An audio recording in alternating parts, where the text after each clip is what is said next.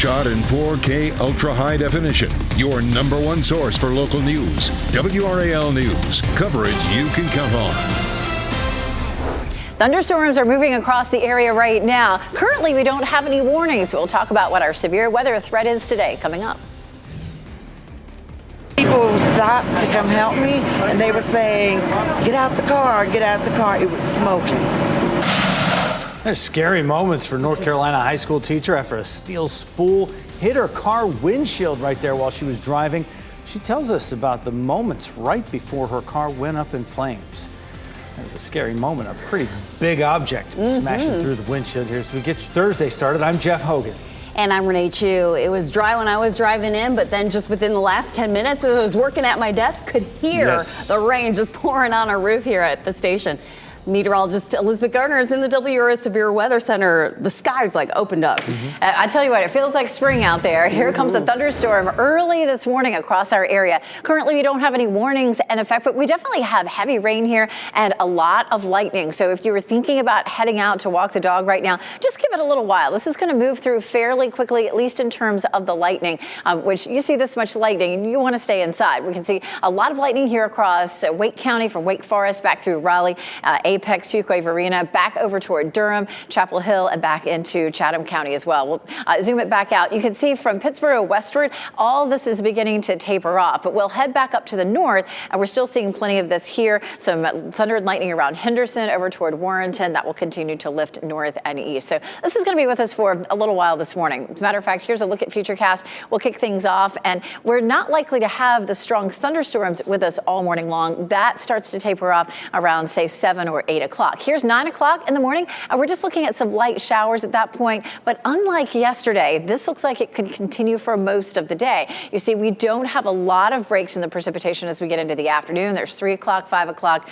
7 o'clock, and it just continues because you know we're going to see it again on Friday, and we'll also have a chance for some severe storms later on Friday. Here's a look at Chapel Hill. It is pouring right now. Everybody's seeing rain that's coming down. It's coming down heavily. Here's a look at downtown Raleigh as well. 58 degrees right now. Our winds are coming out of the northeast, but it is still on the mild side. We'll climb into the 60s by 9 or 10, and it will be a warm afternoon. Even with the clouds and some showers, we're looking at temperatures climbing on up into the mid-70s. Here's a look at our rainfall for tomorrow. We're going to have another wet commute tomorrow, and then continuing to have a chance of rain, and then thunderstorms during the evening. For tomorrow, we have a level 1 risk of severe storms for most of the viewing area. Doesn't include the north and east, and then just a sliver of Moore County and Chatham County are in the level 2 risk for tomorrow. So we're going to go over the timeline for the storms tomorrow coming up in just a bit. Michelle? All right. Thanks, Elizabeth. Michelle McConaughey in for Brian Schrader this morning, giving you another look at the rain. This is I-40 at Fayetteville Road. You can see a couple cars on the road, but the rain is really coming down this morning. So definitely a day that you want to take it slow on the roads.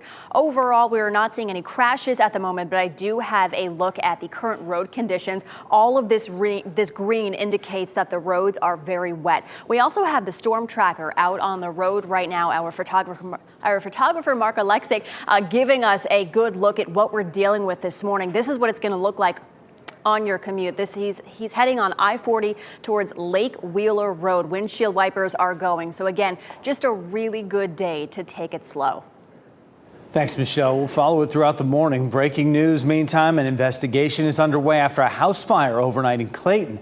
WRAL's Michael Grace joins us from the Breaking News Tracker. Michael, those crews still checking for hot spots right now, is that right?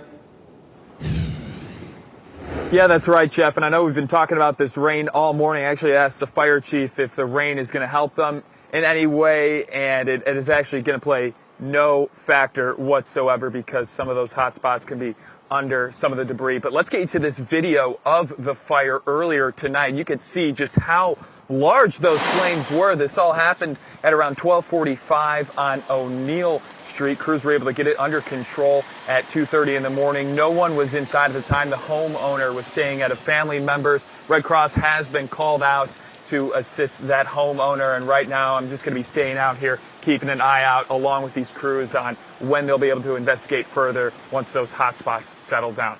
Live in Clayton, Michael Grace, WRAL News. 3, 2, 1. Engines full power and lift off of Crew 6. Go Dragon, go Falcon.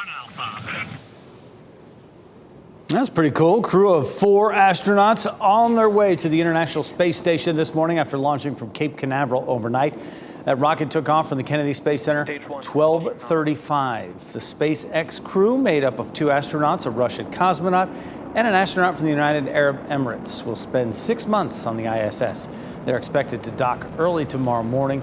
The launch was originally scheduled for Monday, but was scrapped because of a clogged rocket filter. A woman walks away without injuries after a steel spool fell off a truck and hit her windshield, causing her car to burst into flames. It happened just after 8 p.m. in Johnston County and shut down Buffalo Road for an hour. There's the spool. This is video taken from the WRAL Breaking News Tracker. Stephanie Reynolds is a teacher at Smithfield-Selma High School. She was on her way back from a funeral when that spool hit her car. She says people stopped to help her, urging her to get out of the car as it filled with smoke.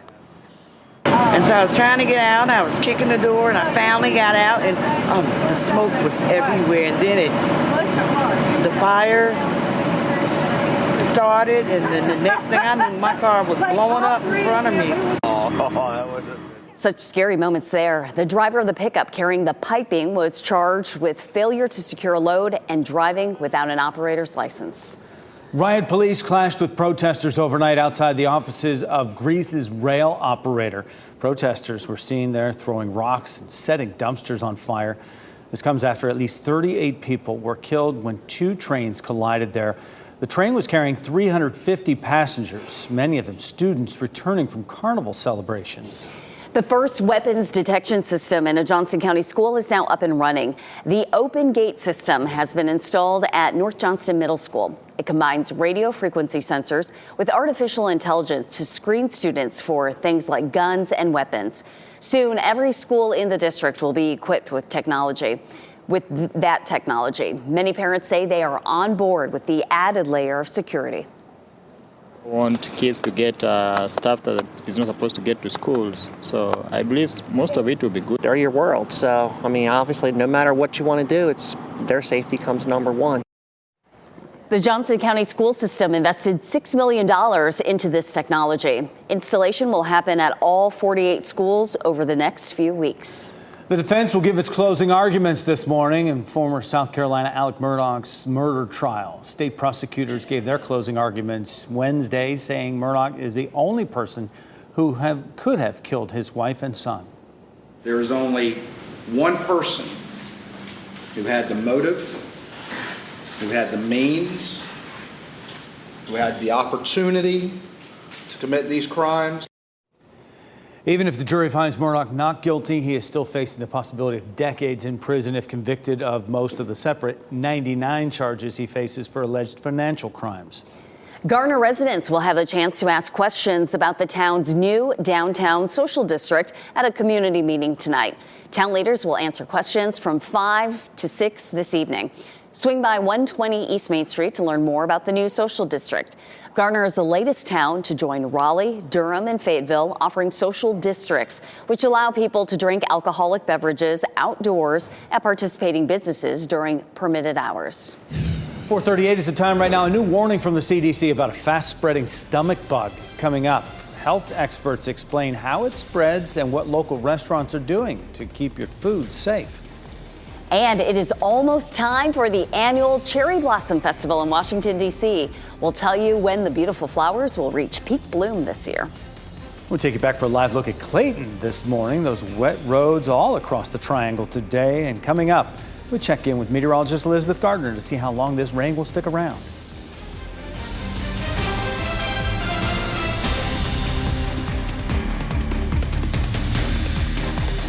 From the WRAL Severe Weather Center, North Carolina's most experienced team of meteorologists. It is 4:42, and we have thunderstorms moving across the area, especially right around the Triangle area, north up toward the Virginia line. Not seeing much down around Fayetteville or Clinton, or even down into the Sandhills, Sanford, and Southern Pines, all looking fine right now. But right here around Wake County, Durham County, it's the thunder and lightning starting to pull out of Orange County and Chatham County, but moving eastward. So as we head over toward Rocky Mount and Wilson and on up toward Roanoke Rapids, you're going to start to see some of this lightning and thunder. We take a look at Apex, and it is pouring down rain here. There's a lot of of heavy rain with this. There's a lot of lightning with it too. We take a look at our forecast hour by hour, and we will see a warm afternoon. We'll be in the 60s this morning, looking at mid 70s, but we have the potential for rain for much of the day. It's just rain for us, but check this out. New satellite pictures from NASA show just how much snow Southern California saw last month. The first picture was taken of LA County on February 10th. The second was taken 16 days later on February 26th. Being called a serious public health threat, CDC is now warning about a drug-resistant bacteria called Shigella. Outbreaks are often spread through contaminated foods and surfaces. It only takes a small amount of bacteria to make you really sick. And the North Carolina Department of Health and Human Services says there are no cases of Shigella in North Carolina yet, but given how fast it can transmit, they do expect to see it in the future.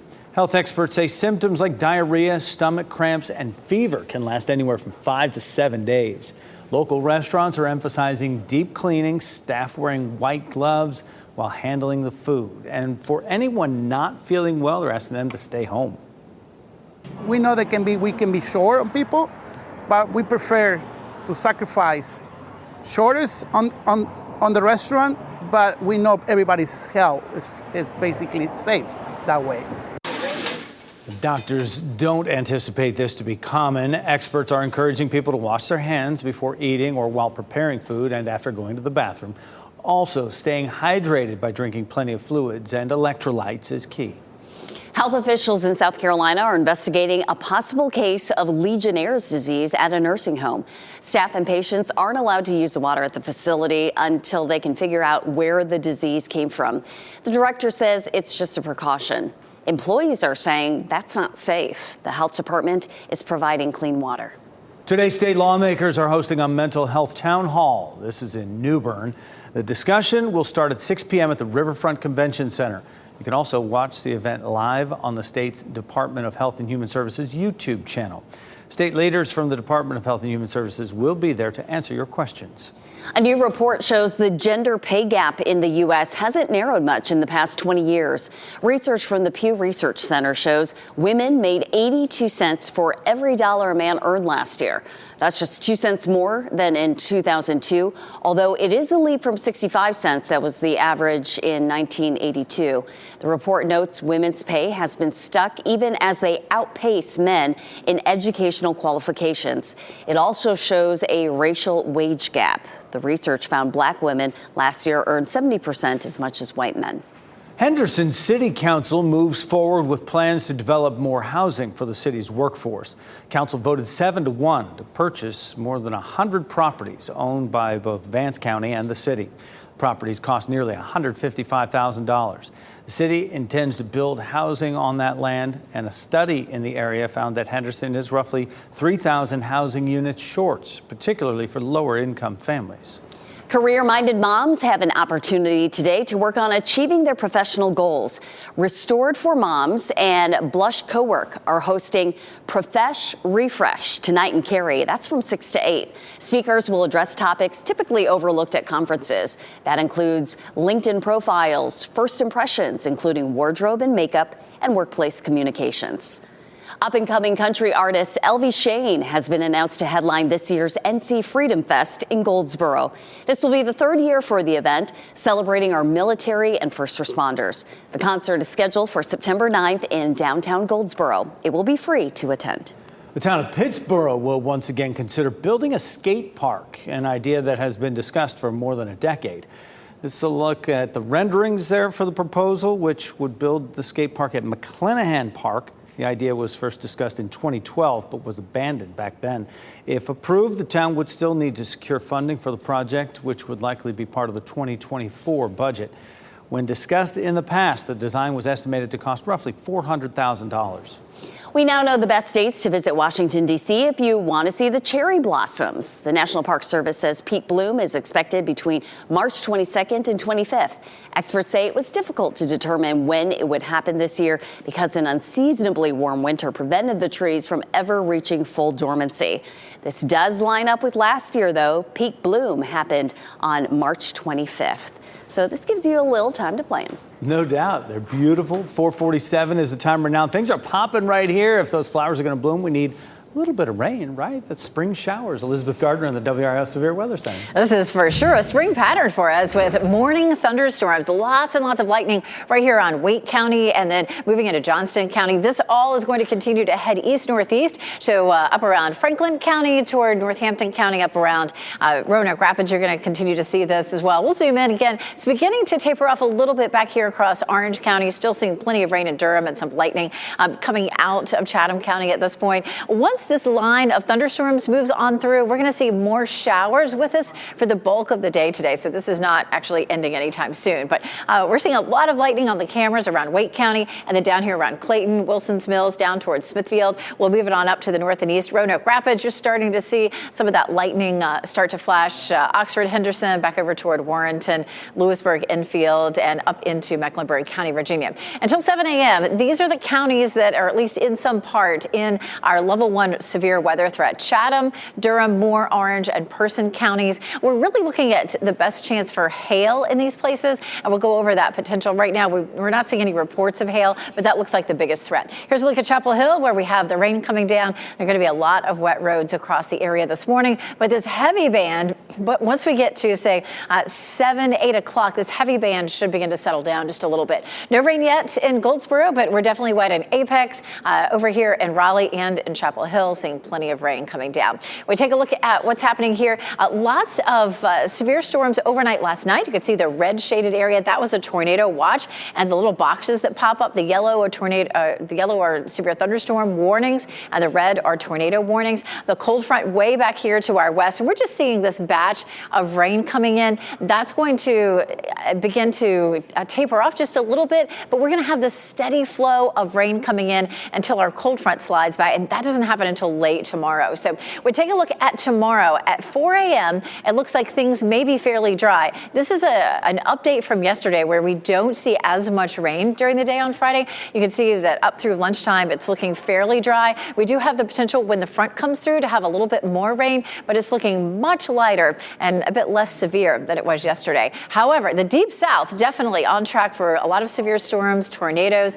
For today, it's a level 4 risk across parts of Texas and the deep south. For us tomorrow, we're not looking at anything like that. We do have a level 1 risk from the Triangle area south and west. And yesterday, some of our counties were under a level 2 risk. Now it's really just a sliver of Chatham and Moore County. So our tornado threat's fairly low, but back to the west, it's a little bit higher. Today and tomorrow total, we'll likely see somewhere between 1/4 of an inch and 3/4 of an inch. There may be some areas that are a little bit higher than that in terms of rain. Today's going to be a very warm day at 74, and tomorrow's mild too at 70. Once the front comes through, temperatures back off into the 60s, but still pretty pleasant, mid to upper 60s for Saturday and Sunday. And then it looks like we'll be fairly warm next week, but we're still looking at the potential for the middle of March to be colder. Michelle? Thanks, Elizabeth. We'll take you up to Durham right now. This is I-40 at Barbie Road. A couple cars on the road. You can kind of see the reflection of the lights on the road. Roads are definitely wet this morning, so a day that you want to give yourself some extra time. Thankfully, all of our major routes in Durham look good right now. 85 and 40 looking good. And as I mentioned, we do not have any crashes anywhere in the viewing area right now, which is a good thing. I do want to show you the current road conditions. All of the green on the map indicates where the roads are wet. It's everywhere. So again, just a day to give yourself some extra time, maybe leave a little bit early for work this morning. And you this morning here in the WRAL Live Center, a Spirit Airlines flight had to make an emergency landing in Jacksonville, Florida. This is new information into our newsroom this morning. Airport officials say some type of battery caught fire in an overhead bin. The flight was supposed to actually land in Orlando, but again, they had to make an emergency landing in Jacksonville, Florida. The flight crew was able to quickly extinguish that fire, that battery fire, and the flight landed safely at Jacksonville International Airport. Of course, Spirit Airlines issuing a statement thanking the crew and guests for their quick work and quick thinking in getting everybody on board safely down on the ground. 4:52, we are just a few months away from the Kentucky Derby, and the bourbon battle for this year's race has been unveiled. Coming up, which anniversary it coincides with and the legend it honors. Plus, a list of the most visited national parks has been released. Which North Carolina attraction made it into the top 3?